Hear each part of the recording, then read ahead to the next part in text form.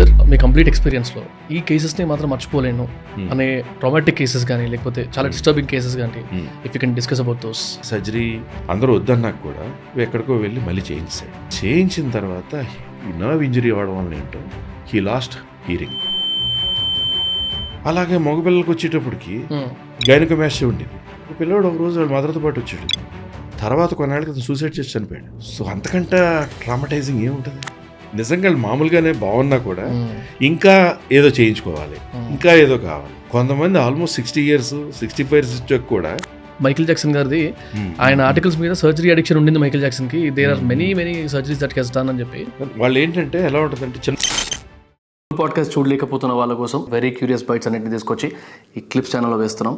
Do subscribe Raw Talks clips. Sir మీ complete ఎక్స్పీరియన్స్లో throughout these many years almost 2 decades పైన ఉంటుంది.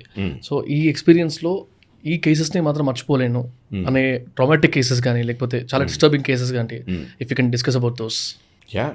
Traumatic కేసెస్లో ఒక 7 years బ్యాక్ ఒక మోడల్లా చేసేవాడు ఒక డాక్టర్. Okay, model. అతను ఎనస్థెటిస్ట్ ఓకే. బేసిక్గా. అతను మాది కాస్మెటిక్ సర్జరీ సెంటర్ అయితే పక్కన నా వైఫ్ది డెంటల్ సెంటర్ కూడా ఉండేది. అతను రావడం నా దగ్గరికి వచ్చి చూపించుకోవడం, అట్లా చూపించాక అతనికి చాలా బాగున్నవాడే ఏదో జా ఒక్కటి బాగాలేదని చెప్పి జా లైన్ కోసం ఎక్కడో సర్జరీ చేయించుకోవడం. ఓకే. అదేదో జరిగి బయట కూడా సరిగ్గా రాక ఒకలాగా ఉండి అతను రిపీటెడ్గా ఎలాగైనా కరెక్ట్ చేసుకోవాలనుకోవడం. నేను పలానా మ్యాక్సిలోఫేషియల్ సర్జన్స్ పలానా సర్జన్స్ దగ్గరికి వెళ్ళి చూపించుకోండి, అది చూపించిన తర్వాత డిసైడ్ చేసుకోండి అని చెప్పాక వాళ్ళు కూడా ఏమి చేయొద్దు, ఇప్పుడు చేస్తే ఇంకా anything goes wrong, it may be dangerous అని రకరకాల స్కాన్స్ చేశాక చెప్పిన ఆ పిల్లోడు వినలేదు. బాగుండేవాడు పిల్లోడు, చాలా మంచి హైట్, మంచి పర్సనాలిటీ, వాజ్ మోడల్. సో తనకేంటి డిస్మార్ఫిక్ ఫోబియా అనే దాంట్లో చిన్న ఇష్యూ నుంచి స్టార్ట్ అయింది. ఓకే, అది ఇష్యూ ఉందనుకుని చేయించుకున్నాడు. సో వెళ్ళక సర్జరీ అందరూ వద్దన్నాక కూడా ఎక్కడికో వెళ్ళి మళ్ళీ చేయించాడు. చేయించిన తర్వాత ఈ నర్వ్ ఇంజరీ అవ్వడం వల్ల ఏంటో హీ లాస్ట్ హీరింగ్. తర్వాత కొన్నాళ్ళకి అతను సూసైడ్ చేసి చనిపోయాడు. అబ్బా. సో అంతకంటే ట్రామటైజింగ్ ఏముంటుంది? చాలా traumatic experience.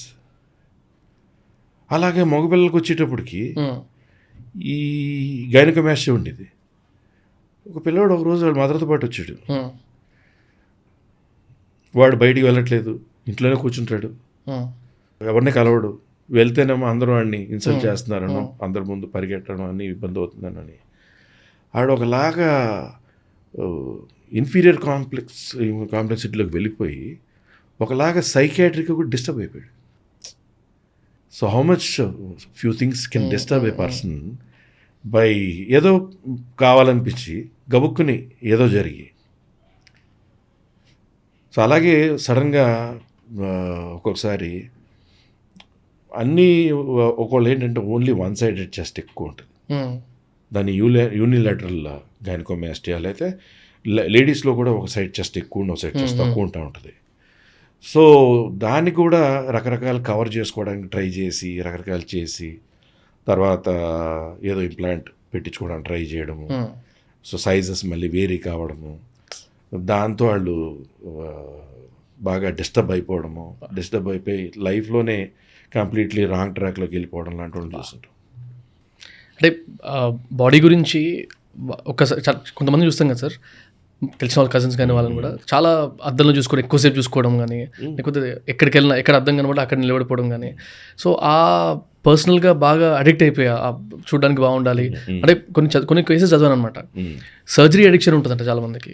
Like cases like అంటే not sure whether to take this name or not, Michael Jackson గారిది ఆయన ఆర్టికల్స్ మీద సర్జరీ అడిక్షన్ ఉండింది మైకిల్ జాక్సన్కి. There are many surgeries that has done అని చెప్పి అసలు అంటే ఒక్కసారి అర్థమైంది అనుకోండి, దీనివల్ల మార్చుకోవచ్చు బాడీలో ఒక పార్ట్ని అని. If they are able to afford it, exactly they keep doing it కదా. వాళ్ళు ఏంటంటే ఎలా ఉంటుందంటే చిన్నదాంతో మొదలవుద్ది.